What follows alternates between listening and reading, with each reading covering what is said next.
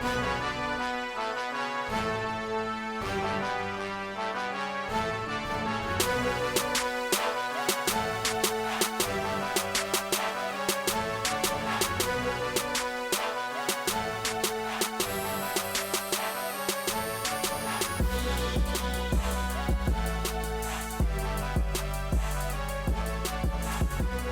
hear those horns, you know what time it is. It's time to play some toss. Welcome everyone to episode 28 of the Tristain on Sports Show Toss. It is your friendly neighborhood T-Squared. Tristain Thomas here with you. Thank you so much for joining us. So glad to have you here. It has been a while, a lot of life-changing things going on. If you know me, then you know what's up. If you don't, you'll find out eventually. But it's so good to be back with you guys. I left you with not enough heat. And it's cold out there in the sports world. It's cold out there. Your main man is back to bring that fresh heat from the kitchen. And let's jump right into it with State of the State. And we have to talk Milwaukee Bucks basketball. We're going to start off with the Bucks first because, you know, they have been playing extremely well this season. They are sitting at 10-9. They would be in the playoffs, I believe the 6th seed if the playoffs were to start right now, which they don't. But at 10-9, they'd be the 6th seed. They had a 4-game winning streak before they lost to the San Antonio Spurs by 1 point just a couple of days ago. And what was a fantastic game. You feel a little bit empty. You feel a little bit hollow because there's no such thing as moral victories. I'm not a believer in a moral victory deal. But if I had to believe in the moral victory deal, I would say that is one. The Bucks got out to a huge double-digit lead. But when you're playing against a team that's won 50-plus games for 17 seasons, when you're facing a team that's won 5 NBA championships, you have to expect a comeback, which means you have to keep your foot on the necks of these guys and not allow them back up. But that's what happened, and that's the youth showing. That's the inexperience showing. And I'm not trying to use that as a as a crutch, as many other people may try to use it as. It just simply is the truth. These guys are learning how to win. 1 point loss against a championship caliber ball club. Again, a team that's won 50 plus games for 17 seasons, a team that's won 5 NBA championships. You have to feel somewhat good about that. And Jason Kidd said it best after the game. You learn from your mistakes. You can learn from your losses. And I think this is one that they're definitely going to learn from, much like the Toronto game they had last week, where they forced Toronto into some really, really tough shots. And although they didn't win the game, you felt like, okay, they were in it. They were playing good defense. It's just offensively, it just wasn't there. But again, they had a 4-game winning streak. They got over 500 within that winning streak. Could have pushed the 2 games. You would have loved to have gotten that San Antonio Spurs win a couple of nights ago, but that was not to be. I am pleased with the growth of this team because we're actually seeing it. We're not getting the whole lip service deal that you get from Jason Kidd or John Hammond and a bunch of those other guys saying, oh, well, you know, they're learning, they're growing. Well, that is when I feel that people are using it as a crutch. Oh, they're young. They're okay. Our 2 best players are 21 years old. Giannis now 22 after he had a birthday. But both of those guys that they're talking about, you know, Giannis Antetokounmpo and Jabari Parker, respectively have 4 and 3 years of NBA experience. At some point, you have to show what you've learned. At some point, this team as a whole has to show what they've learned. At some point, they have to turn lip service into action. And I believe that's what we're seeing so far this season. Now, we're only 19 games in. There is a lot of season left to be played. But you have to be encouraged with how they've played playoff teams. They've played Toronto very, very tough. They've played San Antonio very, very tough. They should have gotten that win. Again, they were up double digits. They have to stop coughing up double-digit leads. We've seen this twice against Brooklyn. Fortunately, you came out with both of those wins. You have to beat the teams you're supposed to beat. Let's not even talk about the Pelicans and the Mavericks, who were both winless at the time, and you dropped both those games. That was a little bit earlier on in the season. But that's exactly what I mean. You can't afford to play up to your competition just to play down to your competition as well. You have to be level. You have to play the same way against everyone. You beat the teams you're supposed to beat, and you take games for teams that people don't give you a chance against. And Monday night, nobody gave the Bucks a chance against San Antonio. We're talking about a team that's still undefeated on the road. Still. I believe they're 13-0 on the road. That's unheard of. That's unheard of what they're doing. I mean, they're going on the road. They're not scared to play anybody anywhere. You hear teams say that, but they actually go out there and they show that. They prove that. But again, you have to be pleased with how this team is really growing. And I think it's growing from everyone. Obviously, we know the stats on Giannis. He's going to be an all-star this season. If he isn't, they need to cancel the damn game. He's averaging over 22 points a game. He's averaging over 8 rebounds. He's averaging over 6 assists. He's getting 2 blocks and 2 steals a game. I mean, you're talking about a stat sheet stuffer. You're talking about a guy who's doing it all. He's doing everything on both ends of the court. He's getting the job done. He's being the playmaker. He's being the leader on offense. He's being the leader on defense. He's getting blocks. He's getting steals. He's flourishing before our eyes, and it is so fun to watch, and it's such a privilege to watch because we're watching a guy who is becoming great. His talent is really uncapped by anything other than his own imagination. And when he finds that consistent jumper, this league is in trouble. And it's coming because we've seen him take the three with more confidence than this season. He's taken the three-point shot with more confidence than I can remember in his time here with the Milwaukee Bucks. It is a joy to see. So he's flourishing. I had a discussion with someone on Home Court Sports last week, and they were saying that, the Bucks need a number 2, and really didn't feel that confident about Jabari Parker. How can you not feel confident about Jabari Parker? He's averaging over 19 and 6. You don't just fall into that in the NBA. You have to have some sort of skill to go out there and get 19 and 6 every single night. And that's what Jabari Parker is doing. That's what he is. He is good. Now, his game is still flourishing. Here's another guy whose three-point shot is improving, whose mid-range shot is improving. We've seen it. I believe he went 5 or 7 from three-point a few games ago. You have to be excited about Jabari Parker, too, because both of these guys, we're talking Giannis and Jabari, are both getting it. And they're getting it at the same time. That has got to be something that concerns the rest of the league, because everyone was saying, hey, when these two guys begin to flourish and they start to get it at the same time, this league is in trouble. We're beginning to see that.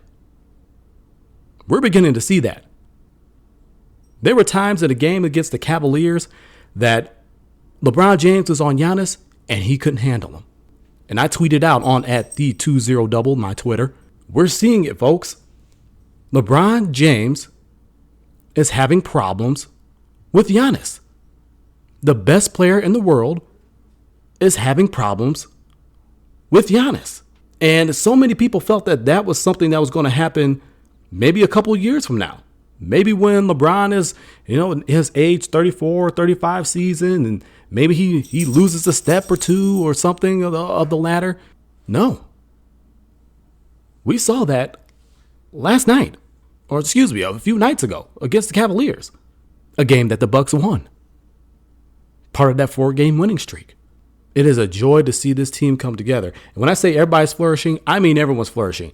Jason Kidd's rotations, look, they were more grotesque at the beginning of the season when he wasn't playing Greg Monroe, a walking double-double, inexplicably.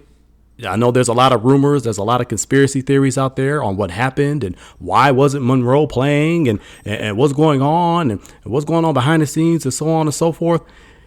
But his overall rotations have just been grotesque in his time here as a Milwaukee Bucks head coach. There's no doubt about that. The proof is on tape. You can see it. Everybody agrees. Some people maybe not. His rotations have been awful.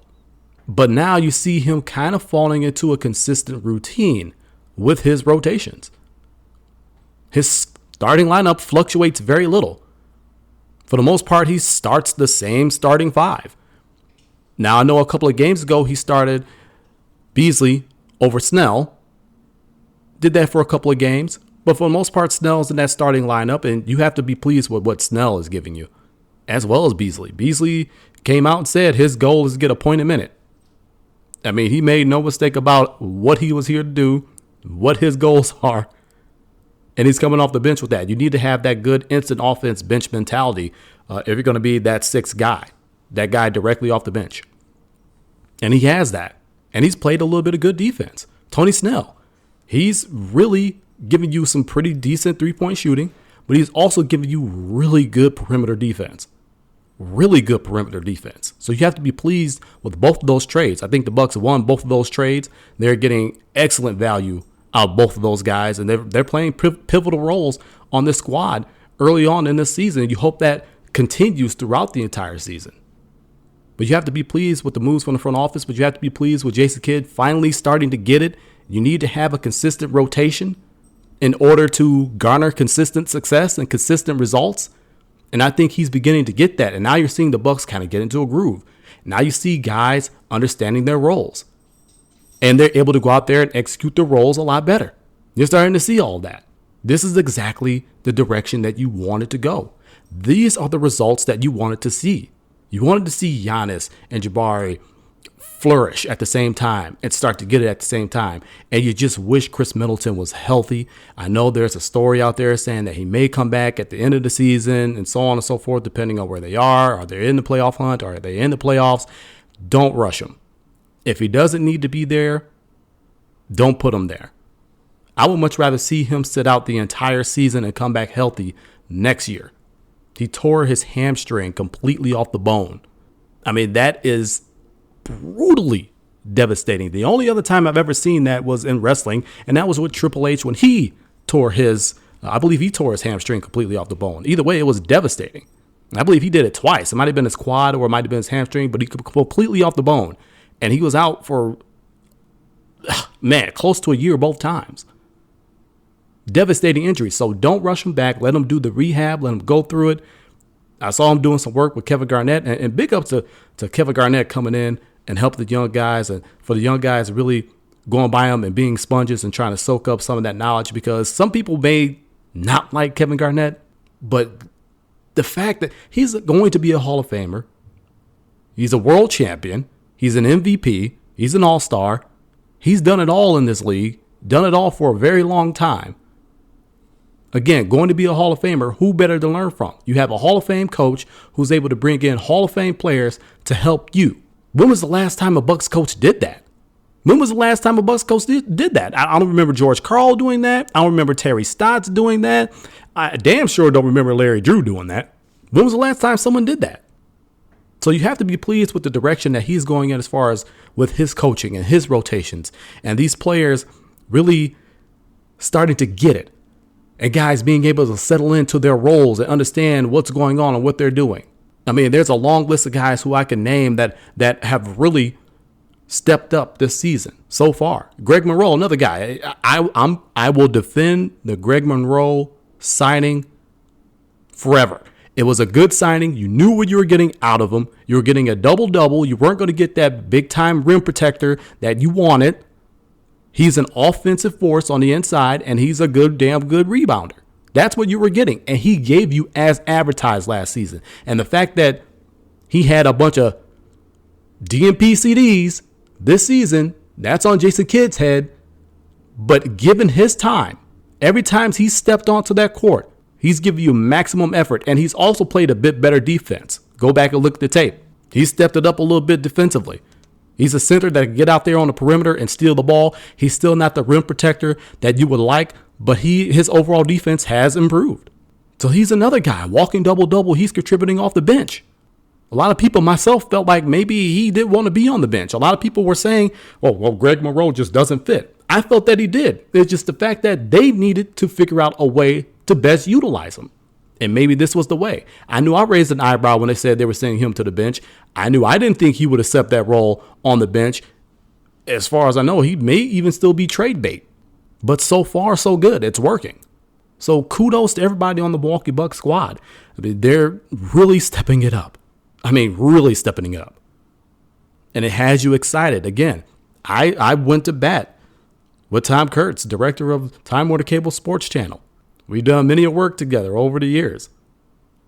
And he said that the Bucks didn't need to make the playoffs this season. And I disagree. And a lot of people disagree. You can't talk about you're learning and growing, you're going to own the future, and the goal is to win championships if you don't make the playoffs. That's the only way you're going to be able to win a championship is by qualifying for the playoffs. So, yes, they absolutely had to. They have to make the playoffs this season. And right now, again, we're only 19 games in. If the playoffs were to start today, which they don't, they would be number 6 in the East, 6 or 7, over 500. And I said this team could play over 500 basketball. I said they needed to make a move in the draft that helps now. You love the Thon Maker pick. We didn't even go in on Thon Maker. I mean, he clipped the wings of the Birdman. I mean, it was just amazing to see. Every time he steps in, he does something amazing. Whether it's sinking shots or, again, clipping the wing of Birdman. I mean, that has you very excited. I wish there was more time for him to get in so he could learn a little bit more, so he can get NBA minutes in and begin to develop. But right now, there isn't. But a man can dream. Malcolm Brogdon was that guy that they went in the draft. You can go back and check my Twitter, again, at the 20double, and see exactly what I said about him. I like the pick. He's going to give you a bit of shooting. He's going to get you some good defense. You're talking an ACC Defensive Player of the Year. You're talking a guy who averaged over 18 at Virginia last season. Tony Bennett out there, Dick Bennett's son, Wisconsin royalty pretty much. This was a pick that was going to help you this season. And I liked that pick. And he's come out and he's played extremely well. Extremely well. He's 23, but he's playing like he's 27, 28 years old and a 10-year vet. So like I said, you just have to be excited about the direction that the Bucks are going. You know, it's a growing thing. It's an evolutionary thing, but they're growing and we're actually starting to see tangible results. And it had you very, very excited. So they've got themselves a tough one, a very tough game against the Portland Trail Blazers. But I think we could get that one. Contain Lillard, contain McCollum, and you have a very good shot. Make everybody else beat you. I don't think they can. I think the Bucks can definitely pull out with that victory. But we'll see. But you have to be encouraged with the direction that they're going and the way that things have been going right now. Again, the playoffs were to start today. They will be in it. They don't. But keep that in mind. They will be in the playoffs. So kudos, Milwaukee Bucks. Keep it going. Keep it moving.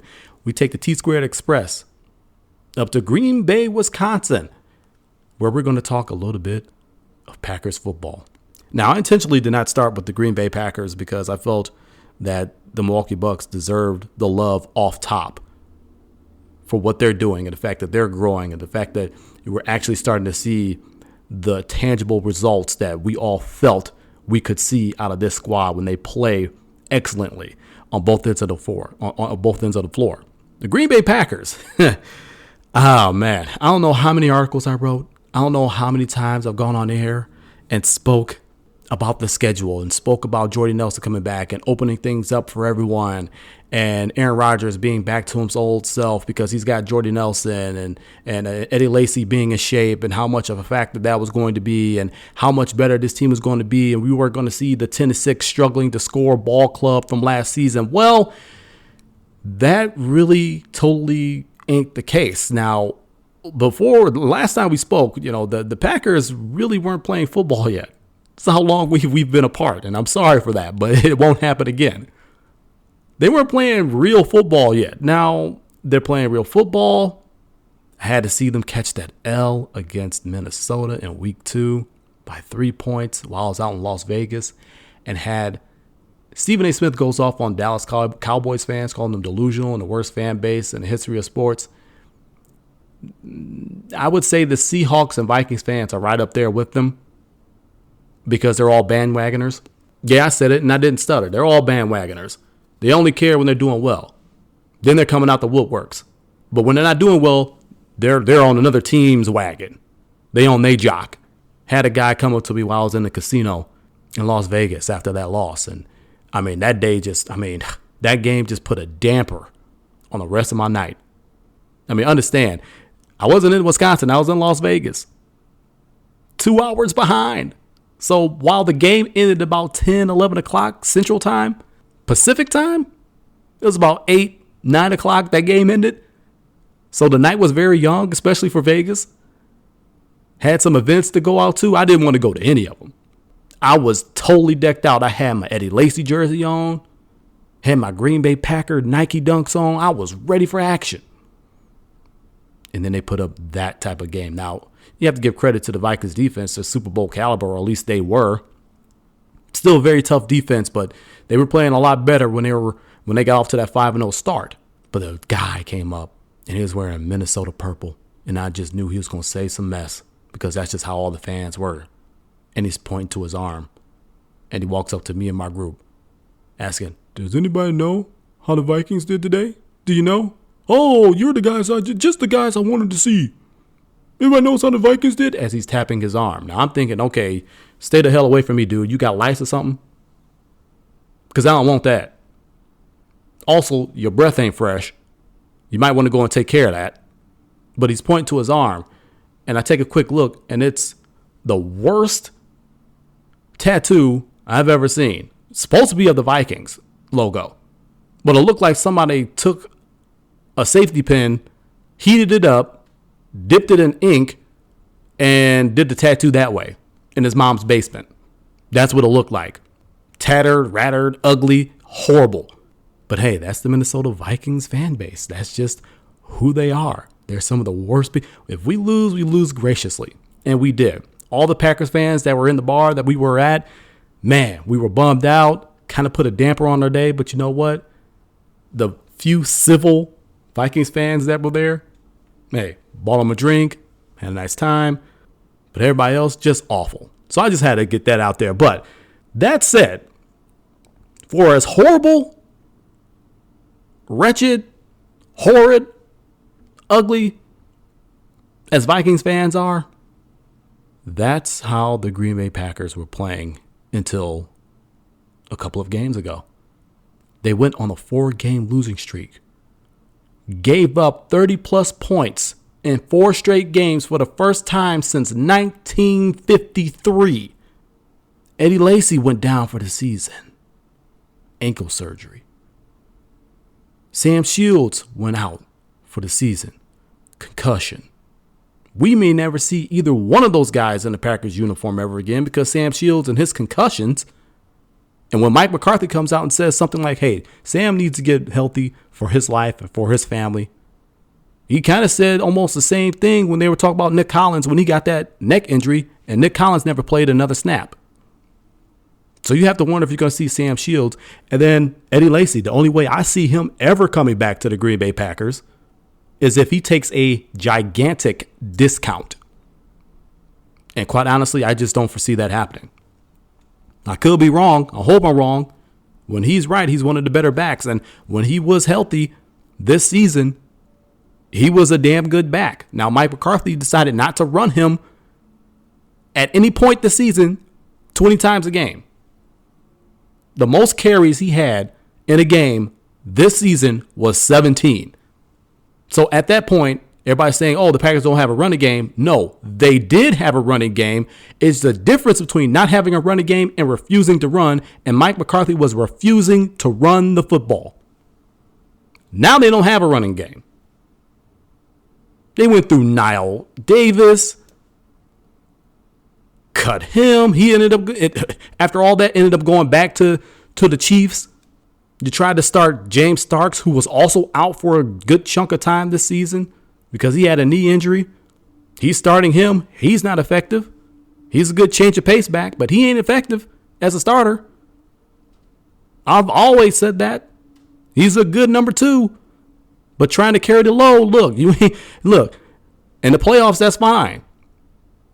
He ran this team into a world championship. He gave them the balance that they needed at that point in time. And there really wasn't a whole bunch of tape on him.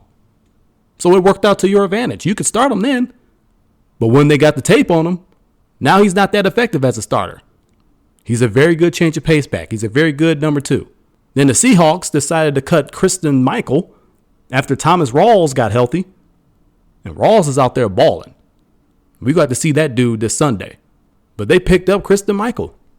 And he hasn't really played any significant snaps yet. I don't know if it's Him not knowing protections, him not knowing the playbook. Usually at running back, it's pretty plug and play. But when you got to do all these protections, you got to keep number 12 upright. You need to have that playbook right. So for whatever reason, Mike McCarthy ain't really been running him very, very much. But when he did run, he was more effective than James Starks. But again, you go back to that 4-game losing streak, and you're missing a whole bunch of your secondary again. I said Sam Shields was out. Demarius Randall was out for a good chunk of time. He had to have groin surgery. He recently came back a couple of games ago. And what a difference has that made for the defense? I said there are 4 hallmarks to a Dom Capers defense. 4. They stopped the run, which the Packers have been top 5 in doing that almost all season. They were number 1 for a number of weeks in stopping the run. They're still very adept at stopping the run. They've been doing that, and they've been doing it extremely well.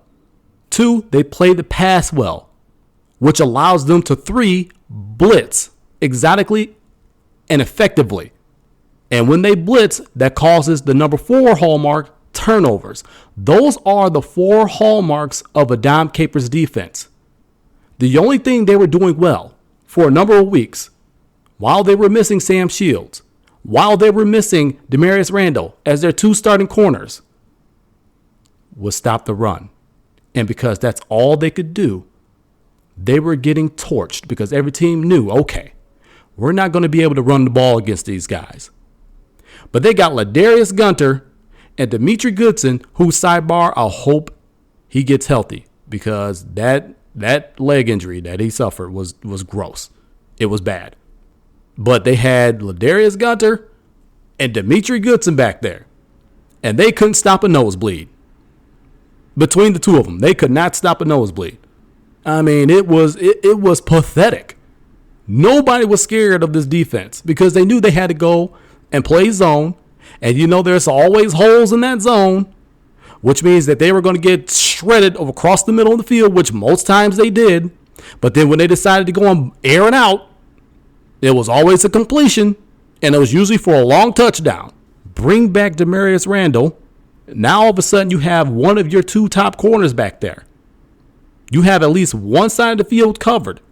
Ladarius Gunter, I like him in smaller stints, but if he has to start, he's your best option. You have him on the other side. It looks like over the past couple of weeks, he's starting to learn. But as soon as Demarius Randall came back, that's when Dom Capers decided to ratchet up the blitz. And when he ratcheted up the blitz, look at that. Completion percentages started to go down. They started to get turnovers. They started to get sacks. You need to be able to play the pass extremely well. Playing the run and playing the pass, and this defense is extremely critical. More so, playing the pass extremely well is extremely critical in a Dom Capers defense, because that's going to allow him to have confidence to blitz, which is going to cause turnovers. Those are the hallmarks of a Dom Capers defense. And when he was missing Sam Shields, which he still is, and he was missing Demarius Randall, which he isn't any longer, and now they're on a 2-game winning streak after that horrendous 4-game losing streak that put them under 500 and in danger of missing the playoffs. Now they're at 6-6 after allowing 13 points at back-to-back games. But you still have people out there talking about fire Dom Capers. You need to fire your brain. That is a completely reactionary statement, because you're not understanding what the hallmarks of a Dom Capers defense is. The fact that this defense plays better when you have a couple of corners back there that are adept at playing the pass. When you have a bunch of guys back there that can't stop a nosebleed, then you're going to give up 30-plus points per game, because all they're going to do is air it out on you. We saw that over the course of 4 weeks, and I kept telling people there's no reason to fire Dom Capers. None. Because when he gets Demarius Randall back, you're going to see them play the pass a little bit better, but they're going to be able to blitz, and they're going to get turnovers. And what happened his first game back? They were able to blitz, and they got a turnover. I believe it was a Ha-Ha Clinton-Dix pick. Now, you're not going to get turnovers every single game, but the fact that you're blitzing and putting pressure on the quarterback, and you're making him make a decision faster than he wants to, that's going to lead to a lot of 3-and-outs, a lot of stalled drives. It may lead to some turnovers, but it's going to get your defense off the field faster, which is something that they need to do. And it's going to get that ball back to Aaron Rodgers and that offense, which is something they need to do. Then everybody was wondering what was wrong with Aaron Rodgers. Hell, I was wondering that all last season. I was wondering that for a good part of this season as well. But then it seems like he got his accuracy back. And for all of the crap that people were talking about, for all the bull they were heaping on him, trying to bring up his personal life and his family and all this and that, saying, what's wrong? The guy still has over 3,000 yards passing. He's got 29 touchdown passes and only 7 interceptions. Playing dinged up now because of the hamstring, but we're talking a guy who in a down year had 30-plus touchdown passes, less than 10 picks, and that was a down year. You can't really listen to everybody because more people are reactionary than anything. They don't sit down and take the time to look at the tape. They don't sit down and take the time to look at tendencies in the history of players or coaches and what they need to do in order to be successful and what they need in order to be successful. Packers are on a 2-game winning streak. The defense is really starting to come together. They are. This offense is starting to roll. Aaron Rodgers, he's got his accuracy back. Now, I'm going to scale it back because I'm not going to say they're starting to roll. But they're starting to be a little bit more effective than what we've known them to be over the course of the last year and a half. Jordy Nelson is starting to get healthy. He balled out last Sunday against the Texans, and that was a good Texans defense. We're talking 8 catches, 118 yards, and a touchdown. And we saw him go vertical. We saw him in the deep passing game. And he and Rodgers connected multitude of times. That is a good thing. Christian Michael, when he gets adept at this playbook and he gets more carries, I think he's a good back. He will help in that running game if this offensive line can do a better job of run blocking, because I believe they're a fantastic pass blocking unit. Rodgers' jersey ends up being clean most nights, and I think that's something that goes lost on people. Rodgers is being protected. There's no question about that. He is being protected. But as far as run blocking, this line really hasn't done a great job of that this season. Jordy Nelson's starting to go vertical. That's a problem for the rest of the league because that's going to open up the underneath for guys like Randall Cobb. Devontae Adams has finally become consistent. And if you listen to Toss, you know how much I wanted to wring this guy's neck because you knew he had all the tools. He had the hands. He had good enough speed. He could run the route tree. He can do it. And he would be Mr. Stone Hands. You could walk it up to him and he would drop it. But that hasn't been the case this season. He's arguably been their best wide receiver. Who saw that one coming? You hoped it would happen. Ted Thompson drafted him for that to happen. It hadn't at that point, but it did this year. And then the return of Jared Cook, who was also out for a good chunk of time. He is now that tight end threat that we have been missing since Jermichael Finley. Or I should say the Green Bay Packers have been missing since Jermichael Finley. I feel like we're all in this together. What I'm saying is that this team is getting healthy at the right time, and they are starting to play good football. Now, Aaron Rodgers said that he believes they could run the table to make the playoffs. And they're going to have to because the Lions are 8-4. And the Vikings own the tiebreaker over you at this point. You both are 6-6. And man, I mean, talk about a struggle. Maybe that guy shouldn't have been pointing at his horribly done basement tattoo, trying to make fun of us for a 3-point loss. But I digress. You have some work to do. And the only way you're going to make the playoffs this season is if one of those two teams in the 5th and 6th spot absolutely collapses. And I don't foresee that happening. Or B, you win your division. Get yourself a home game. That's the only way you're going to make it. So you have to hope the Lions lose one game before they get to you. And you have to go and take care of business. Green Bay Packers have a huge one coming up on Sunday against the Seattle Seahawks. If you lose that game, you are done. And I put my fork in them a long time ago, and I hold my breath week to week. Because every game is a must win. But when your backs are against the wall and you're at 6-6 and you're not in the playoff standings right now, you're in the hunt, every week is a must win. This is definitely a must win. I said on Home Court Sports, I really saw 2 wins realistically at that point in time that I could give the Green Bay Packers.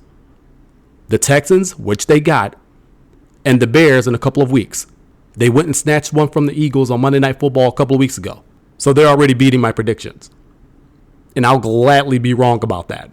But you have to go in here and win this game. This is a team that lost to the Tampa Bay Buccaneers 14-5. I didn't make an error on that. 14-5, the Seahawks lost to the Buccaneers. If you play disciplined enough, if you go out there and are able to get enough offense against this defense. Now, they're going to be without Earl Thomas, who is out with a broken leg and is mulling retirement. And you hope he doesn't. It's a fantastic safety. Fantastic safety. But that's going to hurt them big time. You have to be able to take advantage of it. Get enough offense, play disciplined defensively, and you could snatch another game that I never saw coming. At home, Lambeau Field, protect the turf. Seahawks Packers this Sunday. It's a big one. You need to win this one, get yourself over 500, become even more of a threat to make it to the playoffs. I think those guys can do it. Now we take the T-Squared Express and we roll down to Madison, Wisconsin, and we have to talk Badgers football. Man. You can't be mad at those guys. They had a hell of a season. Choked away the Big Ten championship game, 38-31. They were up 28-7 late in the second quarter. And I remember Gus Johnson, now Bucks broadcaster Gus Johnson, saying that Penn State scored 64% of their points in the second half. And that made my hair stand up on the ends of my neck. Because it's like, oh man, they just scored before the half too. They've been throwing bombs to these big receivers. This is going to be trouble. And it was. It was. Badgers only scored 3 points in the second half. And they lost it. They choked it away. Now, you can't be mad at the season they had. They're 10-3. Big Ten West champs. Unfortunately, you didn't win the Big Ten championship. They're now in the Cotton Bowl, one of the New Year's 6 games, even though it's played on January 2nd against, I believe, Western Michigan. I believe Western Michigan is undefeated. I'm not sure. Maybe they have one loss or something, but I believe they're undefeated. So you can't take those guys lightly. They've gone out and played everybody they're supposed to play, and they're unscathed. And they got into a pretty big bowl game. And the Cotton Bowl is one of those bowl games where it was major league important and had all these great matchups and a great lineage. And then somewhere along the lines, it just kind of got lost. And now it's kind of being brought back to life, and it's being made important again. And I don't know how many people really care about it because of the competition on the other side. You know, there's an audience for Wisconsin, given what they do defensively, one of the top defensive teams in the nation, given what they do running the football, always one of the top running teams in the nation. But it's against Western Michigan, and it's like, it's kind of a letdown because if you would have won the Big Ten championship game, you more than likely would have gotten a Rose Bowl berth, which Wisconsin, Rose Bowl, they kind of go hand in hand. But that brings me up to my next point. All the chips fell in favor as far as a matchup and everything else goes in Wisconsin's favor. They went out and did everything they were supposed to do. They played 6 top 10 teams over the course of the season, ended up going 3-3. One of the top teams defensively in the nation. Went out there and played a tough non-conference schedule. Played a very tough conference schedule. Probably the toughest in the conference. But yet, the NCAA has successfully made yet another system that is going to block off brands. Now, that's no slight on Wisconsin because you know I love Wisconsin. I am a Badger fan. I'm all about it. But when you say Wisconsin, does the nation or anybody else or anybody on that committee really put it on par with Ohio State, Michigan, Alabama, teams of that nature? They don't. And clearly they don't. Because you saw it in the rankings every single week. Constantly and consistently were the Wisconsin Badgers disrespected within the standings. Every single week. Badgers went out and did exactly what the committee was asking teams to do. Go out and play a tough non-conference schedule. Stop playing all these cupcake teams from Division III or FCS or whatever the hell you want to call it. Go out and play somebody. Prove you're as good as you say you are. Handle your business. And at the end of the year, you'll be rewarded for it. Well, the Badgers really weren't rewarded for it. Because that Big Ten championship game should have been for a top 4 spot in a college football championship. But that wasn't the case. But if you're a Wisconsin fan, if you're a Wisconsin supporter or alum, anything else regarding Wisconsin, you know how disrespected this team and this entire sports program gets. Should be no surprise to anybody that they weren't going to have a seat at that 4-team table. But I was sure campaigning hard for them to, because they deserved it. They went out and they played a tough non-conference. They went out and played a tough in-conference schedule. Nobody had the gauntlet that the Badgers had. Nobody. All 3 of their losses this season came at a combined 21 points. They lost by 7 to Penn State. They lost by 7 to Ohio State. They lost by 7 to Michigan. 21 points. 3 losses, 21 points. Michigan blew out Penn State. They had way more points in their blowout than what the Badgers had when they got beat 3 times. And one of their losses, they got beat by more points than Wisconsin did in all 3 of their losses. And you're telling me that's not one of the best teams in the nation and good enough to have a seat at that 4-team table? Well, effectively, that's what the committee told us. And I think that's what the committee would have told us had the Badgers won the Big Ten championship game. But they didn't, and it made the decision much easier on the committee. Send those guys to the Cotton Bowl. You've earned it. And that's no slight on the Cotton Bowl, but the competition they scheduled against them, it really doesn't make you excited. Now, I've seen Western Michigan play twice. They've got a pretty good team. They do. But when you say Western Michigan, it almost has the same effect that saying Wisconsin does when you say that to the committee. It's like, it's just tough, man. Those guys gave that up. They gave that Big Ten championship game up. They had a seat at the Rose Bowl. Hey, I would have taken that one. You probably would have ended up facing USC again, which is a matchup that they had last season in their bowl game, and they beat USC. But I'm going to watch the Cotton Bowl anyway because I love Wisconsin. I'm going to support them, and I hope they go out there and they get their 11th win. I hope they learn from that Big Ten championship game loss. The one time that their defense played wretched, it was the bad time. It was the worst time for them to play horribly. But it happened. You're still in a bowl game for yet another season. I believe it's the 15th season. They're in a bowl game. I believe that's 3rd in the nation. You got to be proud of the season that you've had, despite the disrespect from the committee, despite the disrespect nationally from those not in the know who don't know about Wisconsin Badger football. Be proud of your season. Go out there, get your 11th win. End the season on a high note. Come back even more hungry and even more pissed off next season. That's what I hope for the Badgers. So best of luck in the Cotton Bowl against Western Michigan. Go and get that W. Come back next year even more fierce. I think those guys can do that. Coming up on Toss, we have to talk the rest of the NFL. Who are the dark horses? Who's leading the AFC? Who's leading the NFC? What's going on? Who's going to make the playoffs? I'll give you a few insights on that. And after that, it's your moment of clarity. I'm going to speak open and honestly about some issues going on with me. Maybe not issues, but I'm going to be open and honest about a little piece of myself. All that more coming up next.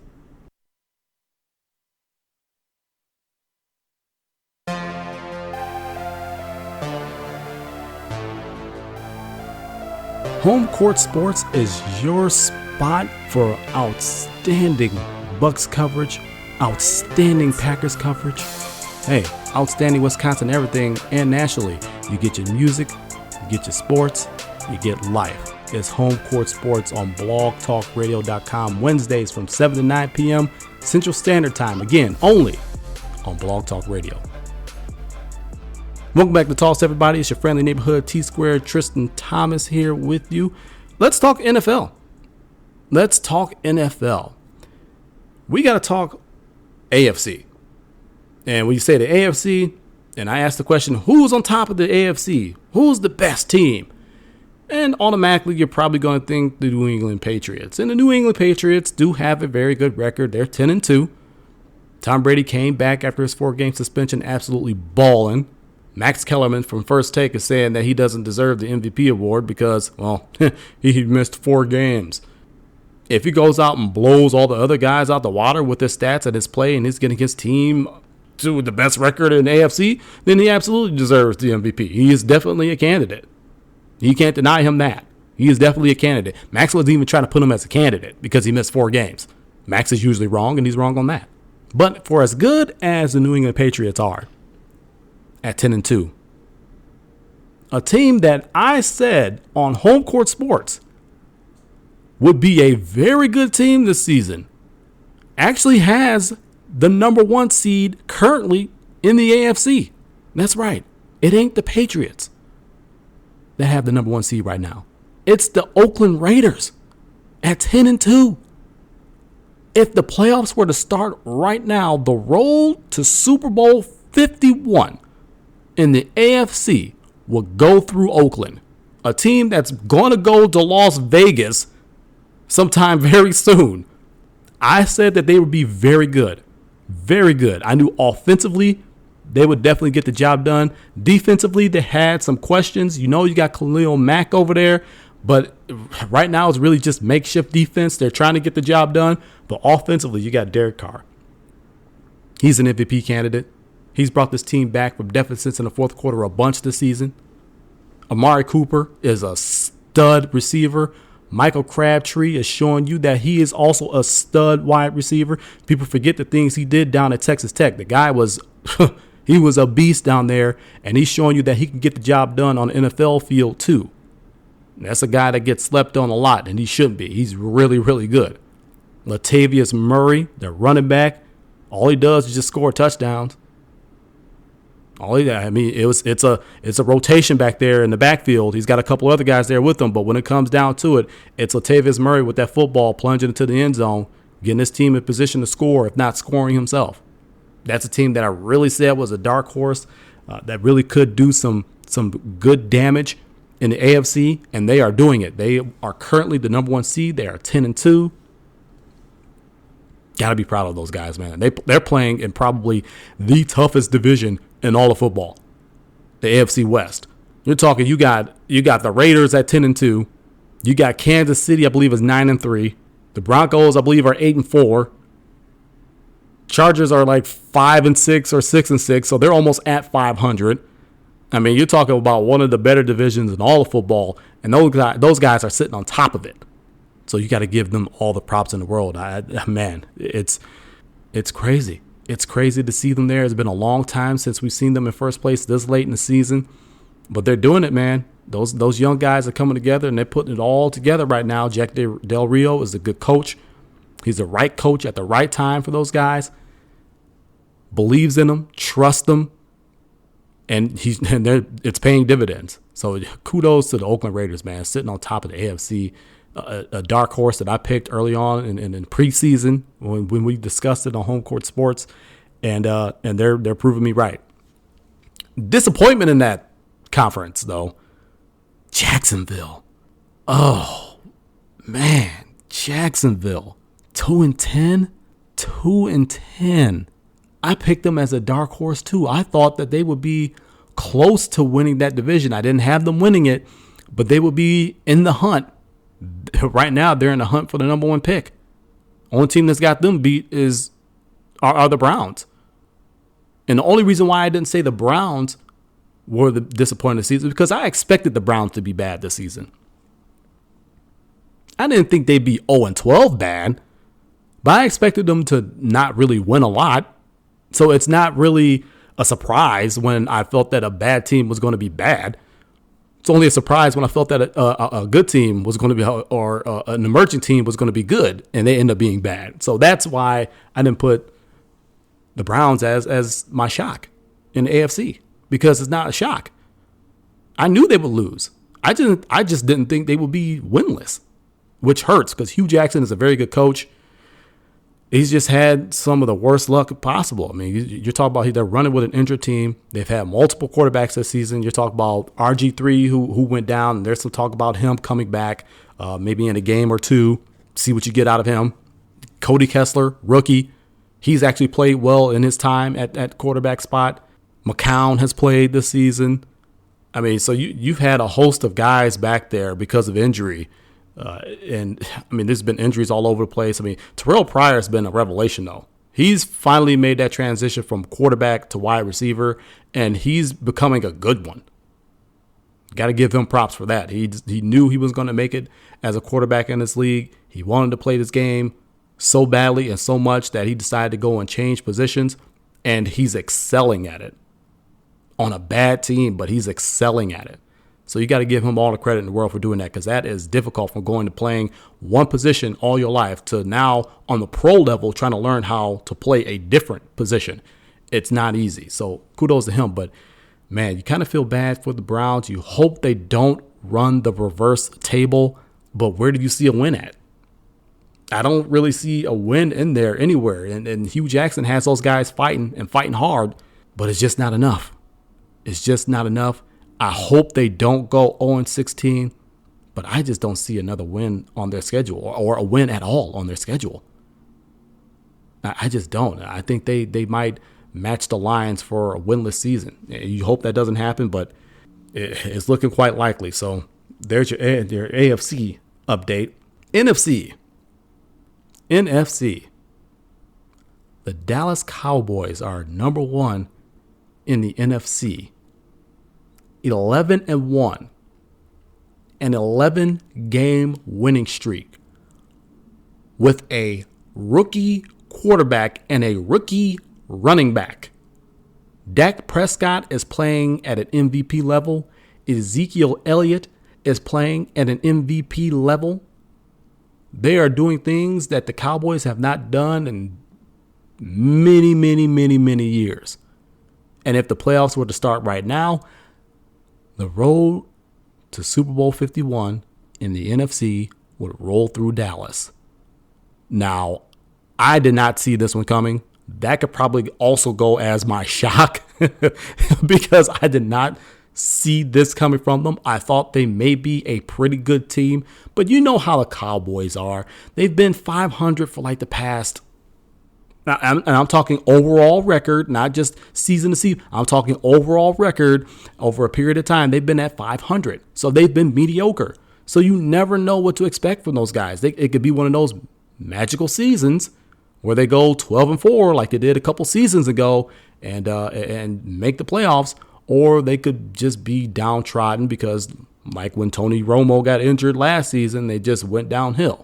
And he got injured this season. So you thought that maybe they would probably go downhill, and they didn't. From preseason, Dak Prescott was playing lights out.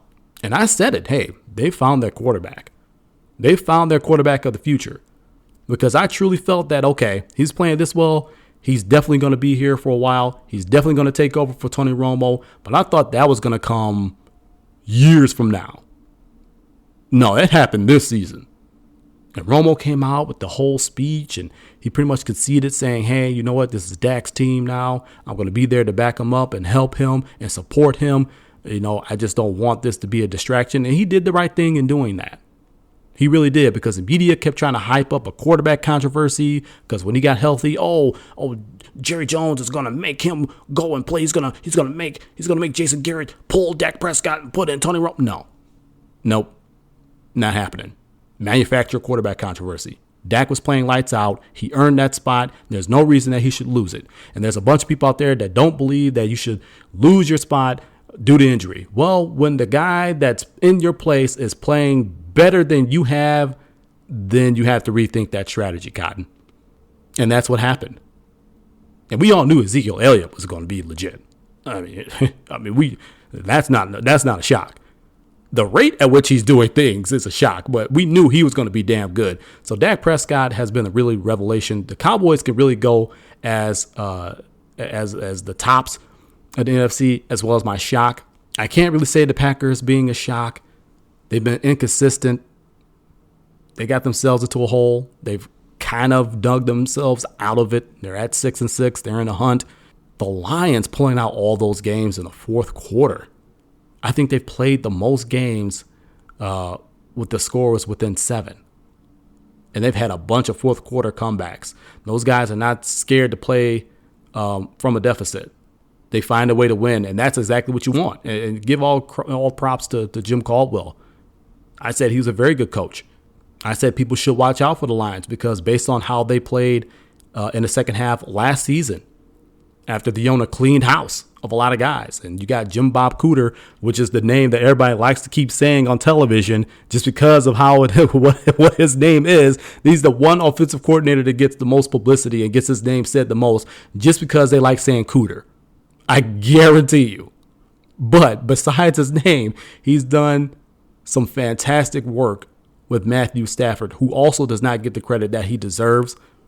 He is a very good quarterback. He has all the arm talent in the world, and now he's playing with more of a football IQ, and that's all thanks to his offensive coordinator, which I'm not going to say his name again because he gets it said enough every single week. You don't need to say it by me. So that could be a bit of a shock. They're leading the division 8-4, but everything else is kind of in place. I mean, you knew the Seahawks were going to be good. Falcons, they have an explosive offense, really no defense. Tampa Bay's putting up a fight in that division.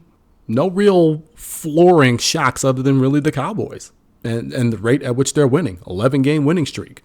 They're putting together a really special season right now, and they got 2 rookies at the helm that are doing it for them. That's pretty shocking. So there's your NFL updates, shocks, dark horses.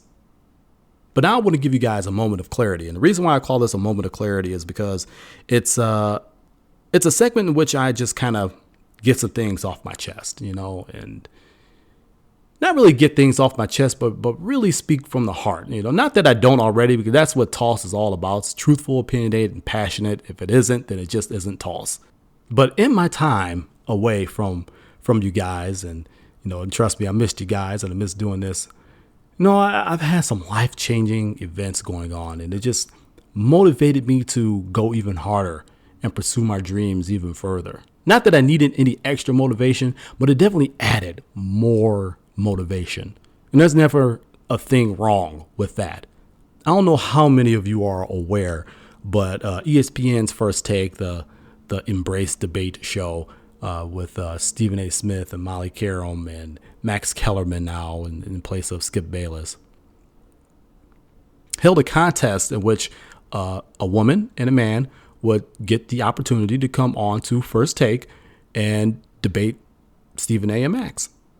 And the rules were you had to submit a video. You had to submit it in through certain avenues, and you can submit it daily.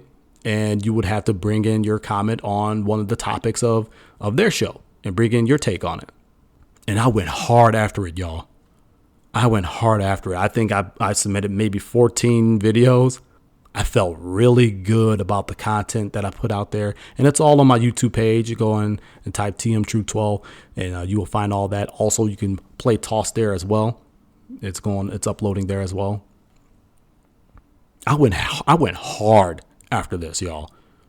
Hard after it. And I felt that the content I was putting out there would be not just sufficient enough, but good enough and intriguing enough to garner an invite to Bristol, Connecticut, to sit at that debate desk and go toe to toe with those two. Because I'm not afraid to hold my own. I know I can hold my own, and I'm not afraid of anybody's opinion. Your opinion is opinion, and so is mine. But in the end, I didn't get it. I didn't win it. Now, some might think that I would have the same feeling that I had when I didn't win Talking the Talk in 2014 on Time Warner Cable Sports Channel. But no, that wasn't the case, because in my years subsequent to that, my years after that, when I won Talking the Talk in 2015, I knew there was an audience out there, you guys included, worldwide, and I thank you guys for listening each and every single week. I know there's an audience out there, and I know that somebody is going to give me that opportunity because I'm just going to continue to push and work hard. But then I sat down and thought, maybe I shouldn't be waiting for someone to give me the opportunity. I have my show. I have a listening base. I have supporters out there who listen to me worldwide. I need to keep going hard on this. I gave myself a yes. Where most people would sit down and think that, oh man, maybe Stephen A. and Molly and Max hated me. Maybe ESPN just hates my guts. Fox Sports or Fox Sports 1 hates my guts. ESPN hates my guts. Maybe it's just not meant for you. I'm not saying the industry's not meant for you, but maybe those positions, maybe this contest wasn't meant for you. It wasn't meant for you to win. That was somebody else's blessing. And that's what I take from this experience. I went after it hard. And I am not going to hang my head low about it because I knew I was putting out some great content. It wasn't just a talking head. It wasn't using props like you see most of those clips that actually made it onto TV on their show. I know I can do this, and I can do this at a high level. But First Take ain't my blessing. It's not my yes. ESPN, not my blessing, not my yes. Toss is my yes. Toss is my blessing because I get to come out here each and every single week and say exactly what the hell I want to, make a ton of sense, and have a worldwide fan base that loves me because of it. And I love y'all back. But at the end of the day, I got bigger aspirations, and I want to make this thing bigger. But for all of you listening, for all of you that DM me, email me, thank you for your support. I'll go keep this thing going, make sure it grows. We go do bigger and better things.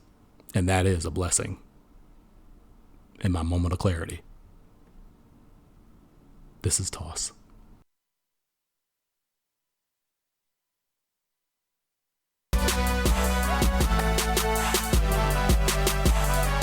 All right, y'all, it's time for me to get on up out of here. This has been episode 28 of the Tristain Sports Show Toss. And thank you guys for listening so much. I know I left you guys without some heat to step to, but that will not happen again. We will have fresh Toss again next week. I promise you that I'm not leaving you guys again. And if I do, you'll get that nice preemption notice just to give you guys a heads up because that's what you deserve. I haven't been giving it to you, so I apologize, but you'll get it from here on out. Hey, you guys know how to get a hold of me. At the20double on Twitter. That's at the20double on Twitter. I tweet live games. I have debates. Hey, anything you want, it's on there. Get at me at the20double on Twitter. You know the Facebook page, T on Sports Show. That's facebook.com/TON Sports Show. Get every single topic that we don't get a chance to touch on here on the show on there. So that's facebook.com/TON Sports Show. That's TON Sports Show. You also know that we're available on iTunes and Stitcher and YouTube. There is no reason that you should not be making some time to play some toss. So go to every single one of those avenues, including Libsyn, where it all started. So again, iTunes, Stitcher, Libsyn, YouTube, play some toss. But as I said before, it's time for me to get on up out of here. This is T Squared, Tristan Thomas, reminding all of you that dreams don't catch themselves. Get up, get out, get after it. Until next week, so long from Toss.